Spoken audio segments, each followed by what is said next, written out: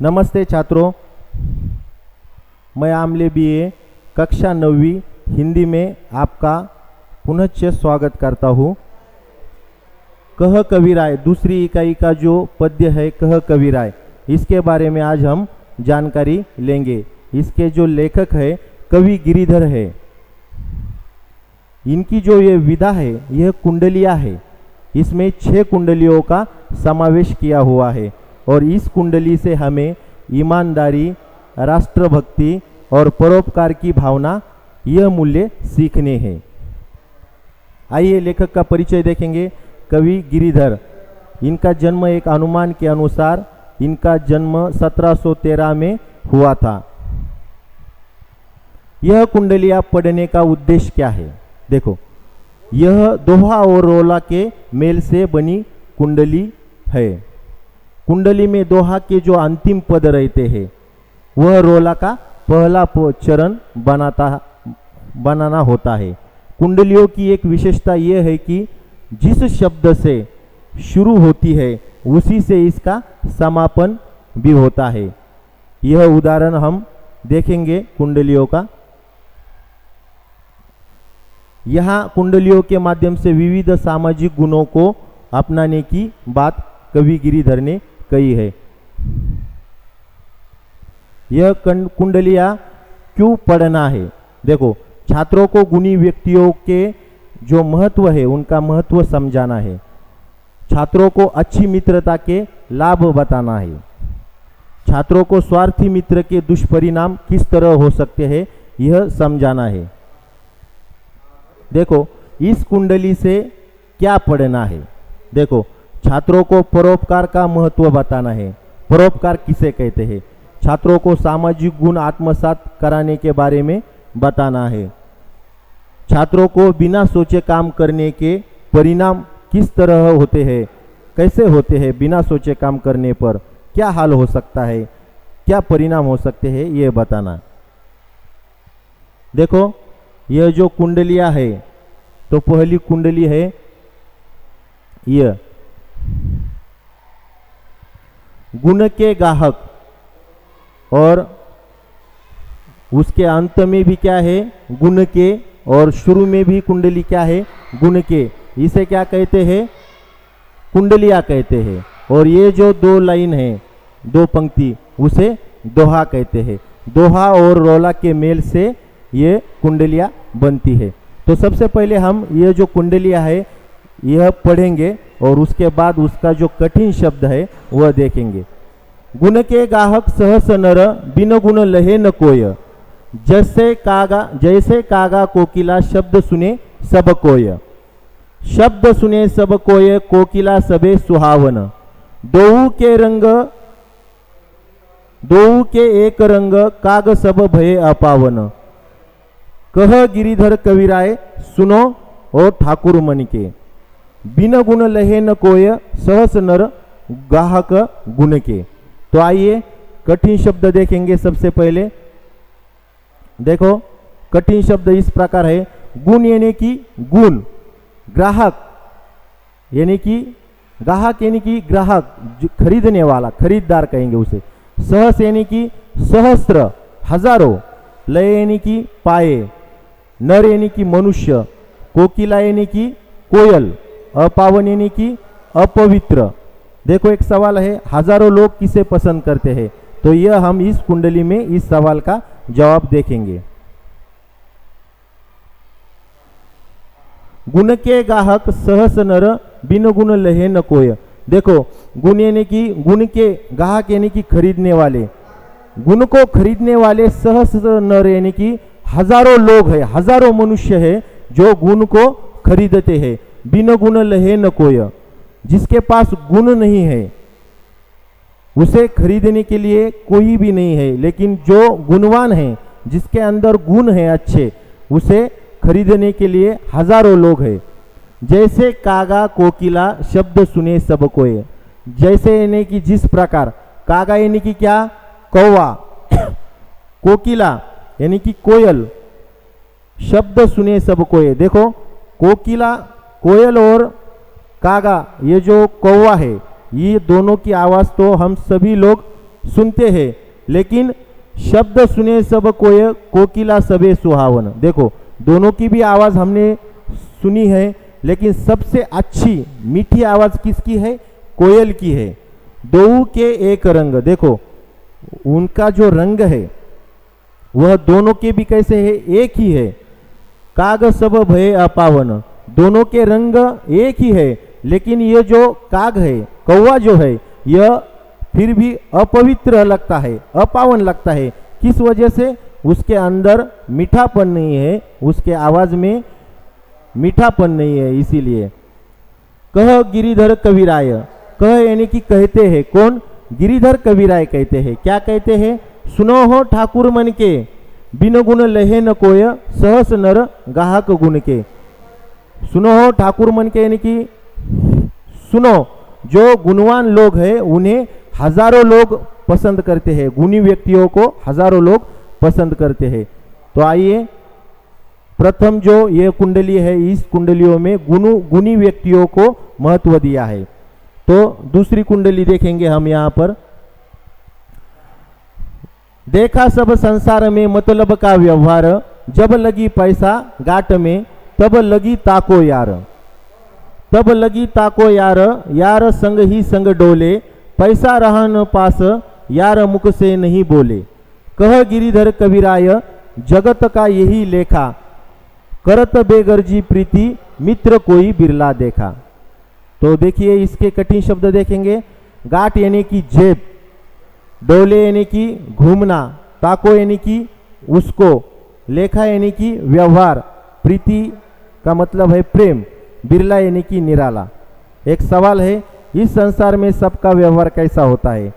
तो आइए देखते हैं ये कुंडलियां। देखा सब संसार में मतलब का व्यवहार, हे मनुष्य, मैंने इस जगत में, इस संसार में जो व्यवहार है यह सभी स्वार्थ का है, मतलब का है, मैंने देखा है। किस प्रकार है? जब लगी पैसा गाट में, गाट यानी कि जेब में, जब तक अपने जेब में पैसा है तब लगी ताको यार, तब तक उसका मित्र है। जब तक हमारे जेब में पैसा है तब तक हमारा मित्र है, हमें मित्र है। तब लगी ताको यार, यार संग ही डोले। देखो जिसके पास अगर पैसा है, जिसके जेब में अगर पैसे है, उसी के साथ साथ मित्र क्या करते हैं? डोलते हैं, घूमते हैं, फिरते हैं, रहते हैं। पैसा रहा न पास, यार मुख से नहीं बोले। देखो, और जब पैसा उसके पास नहीं रहा, पैसा उसके जेब में नहीं रहा, तो जो मित्र है वह बात करते हैं क्या? वह मुख से भी नहीं बोलते। कह गिरिधर कविराय, कह यानी कि कह रहे हैं। कौन कह रहा है? कवि गिरिधर कह रहे हैं क्या? जगत का यही लेखा, लेखा यानी कि क्या? व्यवहार। जगत की यही रीत है, यही व्यवहार जगत का है। करत बेगर्जी प्रीति, मित्र कोई बिरला नहीं देखी। बेगर्जी यानी कि स्वार्थ रहित, ऐसा कौन सा भी मित्र नहीं। ऐसे बहुत कम मित्र होते हैं जो स्वार्थ रहित प्रेम करते हैं। आया समझ में? अब देखो अगली कुंडली देखेंगे हम। झूठा मीठे वचन कही, ऋण उधार ले जाए, लेत परम सुख उपजे, लेके दियो न जाए। लेके दियो न जाए, ऊंच और नीच बतावे, ऋण उधार की रीति मांगते मारन धावे। कह गिरिधर कविराय, जानी रहे मन में रूठा, बहुत दिना हो जाए, कहे तेरो कागज झूठा। अब देखो इसके कठिन शब्द इस प्रकार है। ऋण यानी कि कर्ज, परम यानी कि उच्चतम, उपजे यानी कि प्राप्त होना, अरु यानी कि और, रीति यानी कि क्या? व्यवहार, जानी इसका मतलब है जानकार। और सवाल है, झूठा व्यक्ति मीठे वचन बोलकर क्या उधार ले जाता है? तो आइए देखते हैं हम। झूठा मीठे वचन कही, ऋण उधार ले जाए। झूठे जो लोग होते हैं, झूठ बोलने वाले लोग, वह जब तक उसे पैसा लेने का है, कर्ज लेने का है, तो वह अच्छी अच्छी बातें करते हैं, मीठा बोलते हैं। ले तो परम सुख उपजे, लेके दियो न जाए। एक बार उन्होंने वह ऋण ले लिया, कर्ज ले लिया, पैसे ले लिए, तो वह आनंद महसूस करते हैं, उन्हें आनंद होता है। लेको दिए न जाए, उनकी जो नियत है वह देने की नहीं रहती। लेके दियो न जाए, ऊंच और नीच बतावे। और जब हम बोलते हैं पैसा वापस देने के लिए तो वह ऊंच नीच की बातें करते हैं। ऋण उधार की रीति मांगते मारन धावे। देखो ये जो जब हम हमारा पैसा वापस मांगते हैं तो रीति यानी कि ये व्यवहार है, मांगने पर वह मारन धावे यानी कि मारने को दौड़ते हैं। कह गिरिधर कविराय, कह रहे हैं कौन? गिरिधर क्या कह रहे हैं? कवि गिरिधर कह रहे हैं, जानी रहे मन में रूठा। जिसको हमने उधार पैसे दिए हैं वह क्या करता है? मन में नाराज हो जाता है। बहुत दिन हो जाए कहे तेरो कागज झूठा। और बहुत दिन होने के बाद वह क्या कहता है हमें? तुम्हारा जो कागज है वह झूठा है। तो आइए अगली कुंडली देखेंगे।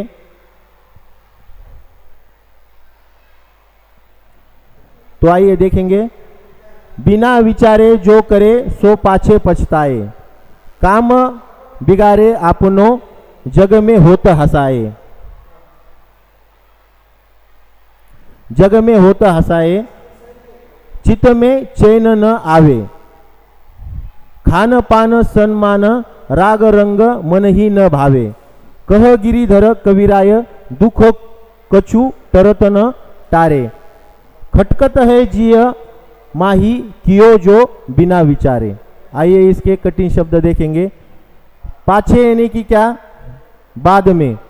चित्त यानी कि मन में। राग रंग यानी कि नाच गाना, चहल पहल।